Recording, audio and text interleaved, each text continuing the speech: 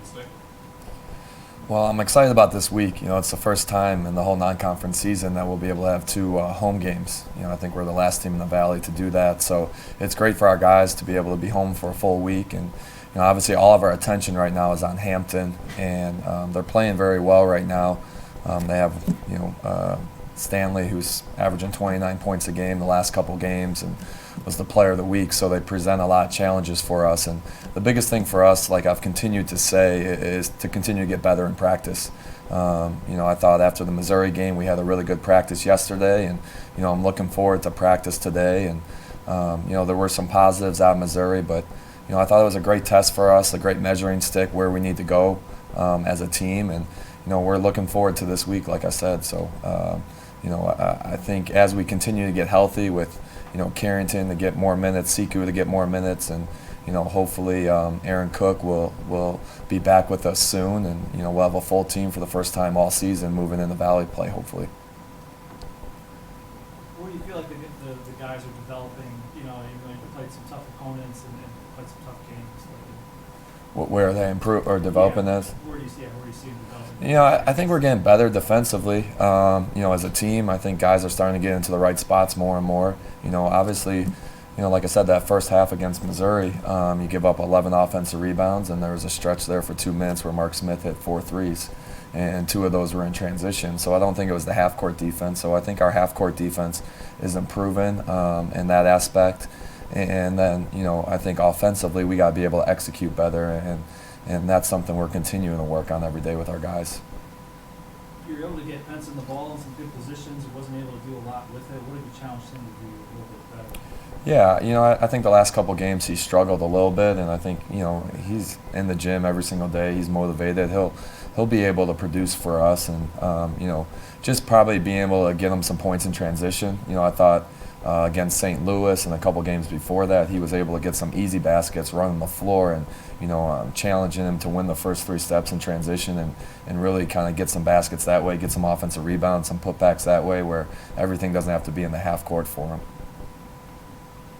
Are you more inclined to run some plays for Marcus to get him open up, not make him work as hard to get open, and try to make it easier for him? Yeah.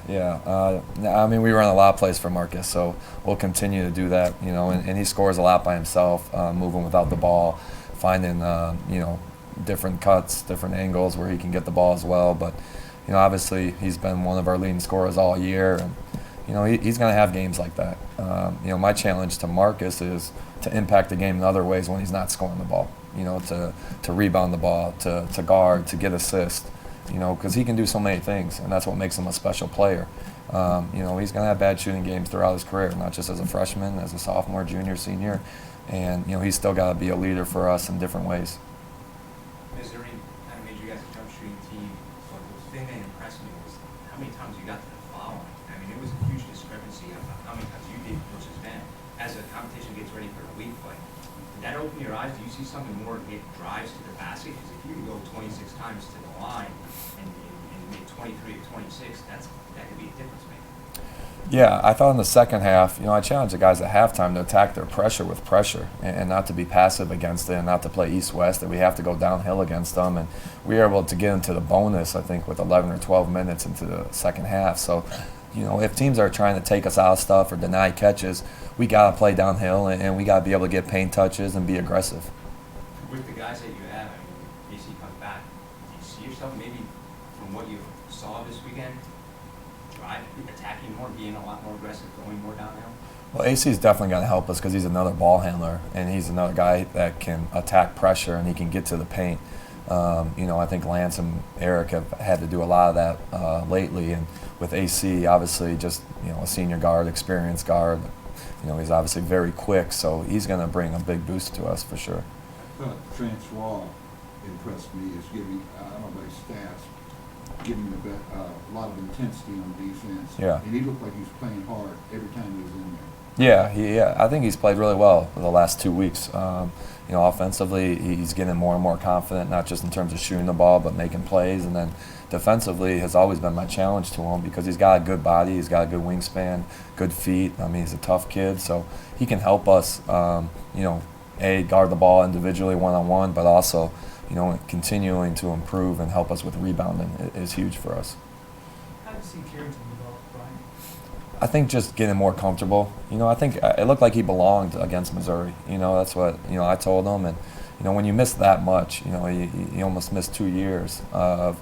It's just going to take time. It's going to take reps. He's going to get more and more comfortable, more and more fluid. So I think the more experience he gets throughout the games and then practices, that he's going to get better throughout the year. Conditioning-wise, do you feel like he's as close as he's going to get? And that's one part that's probably going to help him get more comfortable once his conditioning comes back. Yeah, I think his cardio is pretty good. I just think the basketball movements, like I said, the feel for the game, the explosiveness is going to continue to get better, the more reps he has. What do you want to see, I guess, right out of the gate Wednesday? Is there something that you want to see that says that, hey, they put Missouri behind them, they're focused a lot in? I just want them to come out and play the right way. I think we've had pretty good starts to the games this year. But, to be back at home, I want high energy. I want the ball to move a little bit better than it did against Missouri. I want us to advance the ball in transition and then defensively, play great team defense and limit them to one possession. If we can limit teams to one possession, I think we can get out and run. Obviously our Achilles heel so far has been the rebounding part of it, and we got to continue to work on that.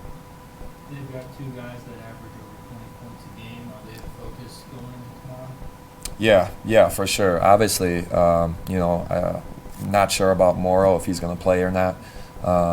Sounds like he has something similar to AC, but Stanley's obviously taken up the slack. Like I said, the last 3 games without Morrow, he's averaged 29 points, 11 rebounds, so he presents a ton of challenges, and they beat a good Norfolk State team just like we did by double figures, so they're going to be ready to go.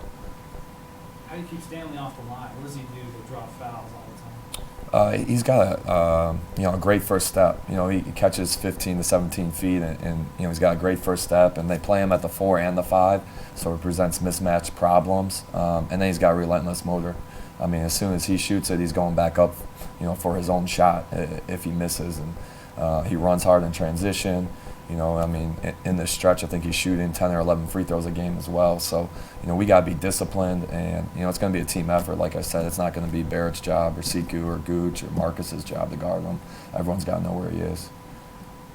With so many new guys, Brian, have you had to limit how much defensively you can give them as far as how many different styles or different ways you can defend? Have you had to limit that with their experience, or are you comfortable with how many options you have defensively?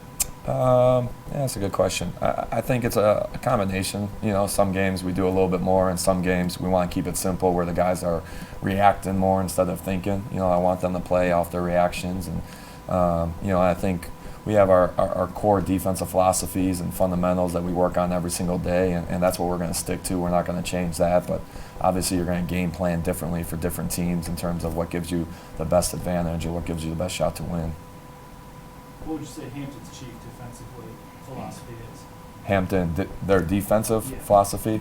Well, they've changed a little bit, I think, with Stanley. But they're a no-paint team. They play very good team defense. They're very connected. They do a couple different coverages on ball screens. But they guard at a high level, and they've had a ton of postseason success. I think they've been to the postseason, 5 out of the last 6 years. So, there's a reason why the program's done so well.